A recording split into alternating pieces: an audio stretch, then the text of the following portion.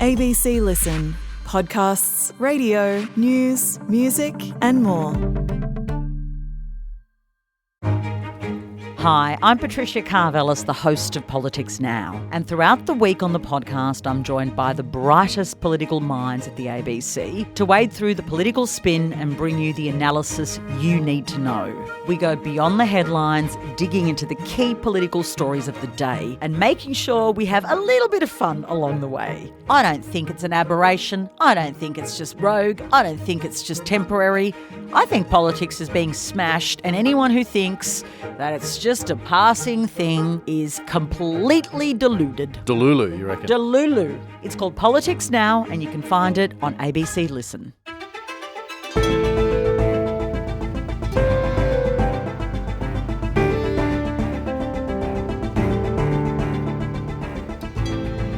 This week, from a submarine hidden in the sea off China, Beijing launched a nuclear-capable ballistic missile over the Pacific Ocean.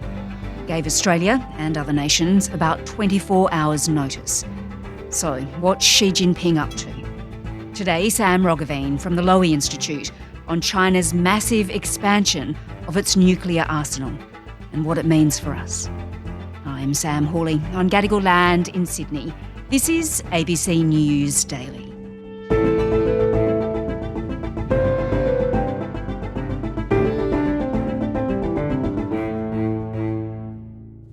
Sam, on Monday, China began alerting a number of nations that it was about to test a nuclear-capable long-range missile. Now, without the warhead attached, of course. Australia was on that list. So just tell me, how do you reckon those conversations would have gone down? Oh, I doubt there would have been much conversation at all. It would have been just a straight communication that China was about to launch with no conversation or negotiation entered into. This is a standard protocol. Australia has since objected that China didn't give enough notice, that typically it's 48 hours and China did far less than that. We don't know why China chose such short notice. I think one possibility is that 48 hours perhaps gives other countries, such as Australia, time to put some intelligence collection assets in place. China may have wanted to avoid that. Okay, so Australia, New Zealand, Japan, they were alerted via Chinese diplomats and other nations, we presume. And at 2:01 p.m. Sydney time, a Chinese submarine launched the ballistic missile, which, according to state-run Chinese media, successfully hit its target.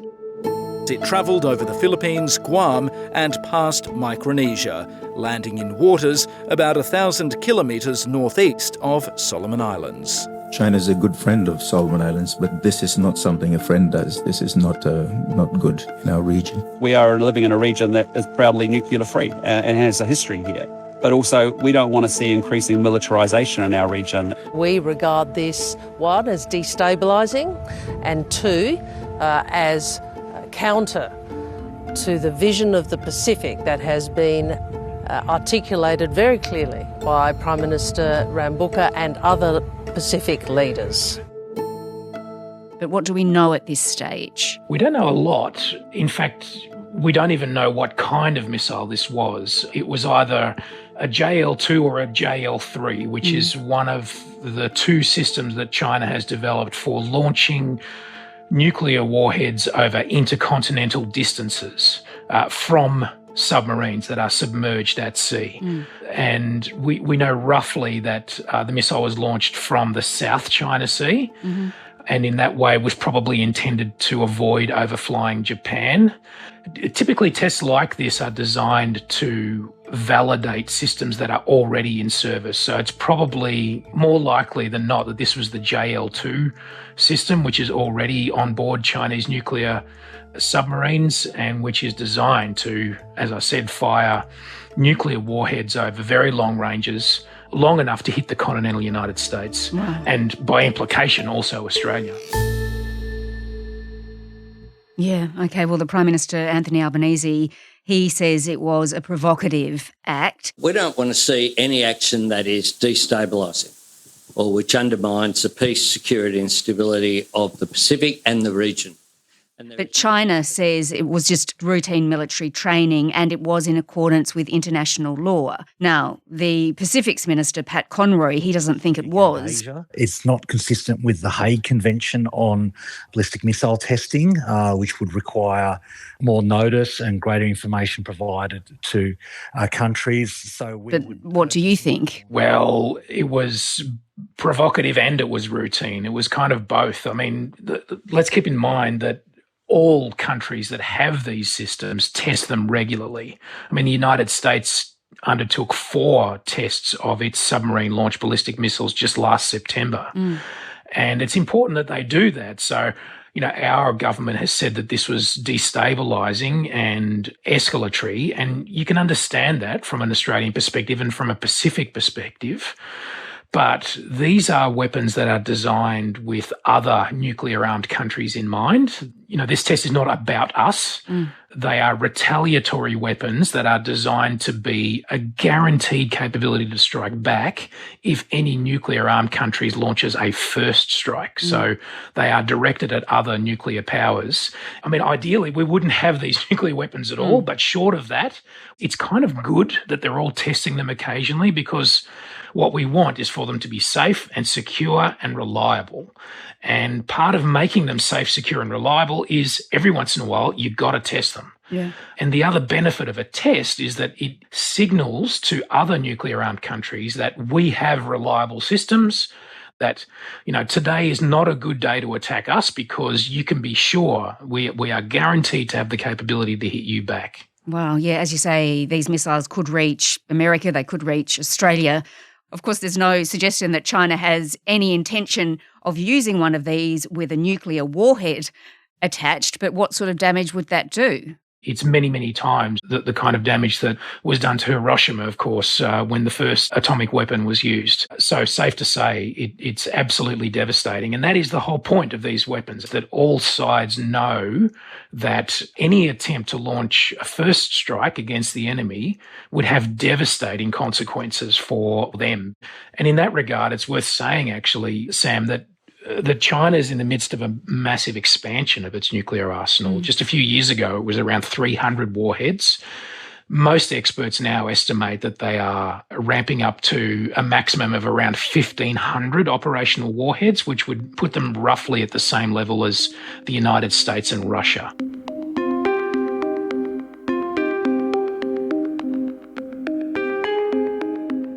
Well, Sam, the last time China conducted a test of a ballistic missile in the Pacific Ocean was in 2024.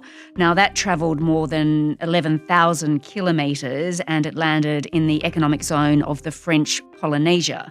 But before that, it hadn't taken similar action for more than 40 years. So why now, twice in as many years? Well, it's worth pointing out that China did conduct lots of missile tests in that 40-year period. It just did them over Chinese territory. It didn't fire missiles out to sea.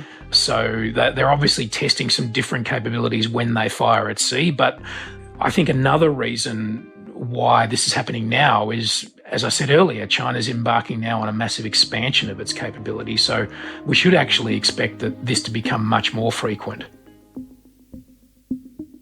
Well, this test, of course, it did come on the same day that Australia struck a defence treaty with Fiji. Now, the Defence Minister, Richard Marles, he says that the two things are not related. But what do you think? Is there any link whatsoever? Well, I think Marles is basically right. So, as I said earlier, the test is not about us and it's not about the Pacific. But I do think it's worth pointing out that China could have chosen a different date for this test. I mean, it's a perfect illustration of why we're entering these kind of agreements in the first place, because I think Australia can say, quite persuasively and convincingly that for us in Australia, the Pacific is priority number one.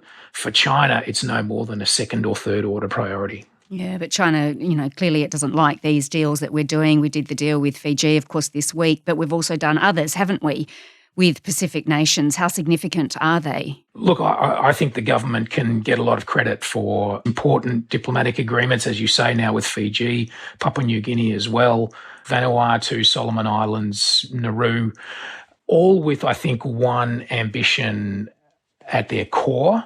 And having just said that this particular missile test is not about Australia and not about the Pacific, I would add that Australia's diplomatic activism in the region is very much about China. It has China at its core. So, there was credible reporting late in the 2010s that China was seeking with various Pacific Island governments an agreement for a permanent Chinese military presence in the Pacific Islands region. And that is something that Australia desperately wants to avoid. And that is what I think the current wave of Australian diplomatic activism is really all about at its core. It's an attempt to exclude China. The big advantage that Australia has in dealing with any kind of strategic threat from China is distance. It's our greatest strategic asset. Beijing's closer to Berlin than it is to Sydney. Yeah. And so, by all means, we want to maintain that advantage of distance. Mind you, China has been flexing its muscle in other ways too, hasn't it? Because it did conduct last year those live fire exercises in the Tasman Sea without alerting Australia. That's pretty close to home. Right, absolutely. And it was a great message to Australia that China's military capabilities are expanding at a rapid rate. In fact, I think we've not seen anything like it since the Second World War in terms of, the pace and scale of its modernisation. I've talked already about the expansion of its nuclear capabilities, but more important for Australia are the expansion of its long-range conventional, that is to say, non-nuclear capabilities, particularly China's Navy. It's not the overwhelming priority for China. Taiwan is still very much the highest priority, but China has clearly been putting efforts into developing more capabilities to sail ships, submarines, fly aircraft, drones, fire missiles over extremely long ranges, long enough that they can threaten Australia.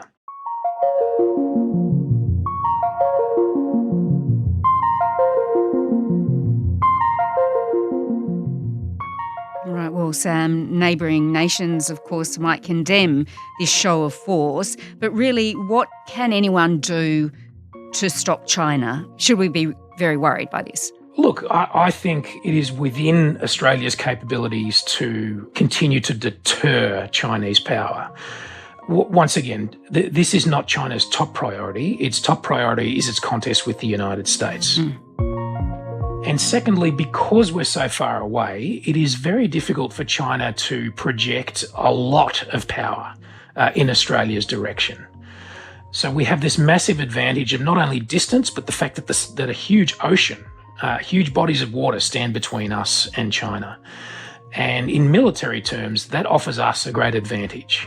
There's a good example of this happening right now in the Ukraine war, where even though the war is very much at a stalemate, the naval war in the Black Sea is being overwhelmingly won by Ukraine over Russia, even though Russia has far more ships, is on paper a much bigger force.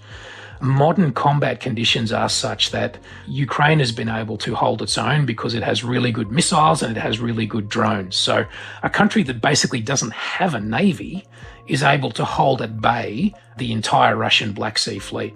That's a good example of where smart, plucky, smaller nations can hold really quite big powers at bay if they design their navies in the right way. Now, whether AUKUS is a good starting point, whether Australia acquiring nuclear-powered submarines is a good starting point for building a navy like that, well, that's a different question. I have strong views on the subject, and I tend to think it's a bad idea, but in any case, that's the direction we're moving in. But in the end, of course, I guess no nation can stop the path that Xi Jinping is going down. I guess all we can do is prepare for it and manage it. Well, indeed. I mean, look, what we've got to get used to is the fact that China is now already roughly equal with the United States as an economic power. And the United States, in its history, has never faced a country, an adversary or a competitor of that size. So this is a challenge of an entirely different scale. And what we've got to expect there is that China is going to be a leader and is going to make gains. But China doesn't have to be the dominant power. I think it's too late to stop China being the leading power, but it doesn't have to be the dominant power. If we're smart about it, we can deter China from being too influential, over our affairs, over the things that we want to maintain sovereignty and freedom over. And also the region, we can help the region to achieve that kind of goal as well. Sam Roggeveen is the Director of the International Security Program at the Lowy Institute. This episode was produced by Sydney Peed and Louise Mylan. Audio production by Sam Dunn. Our supervising producer is David Cody. I'm Sam Hawley. Thanks for listening.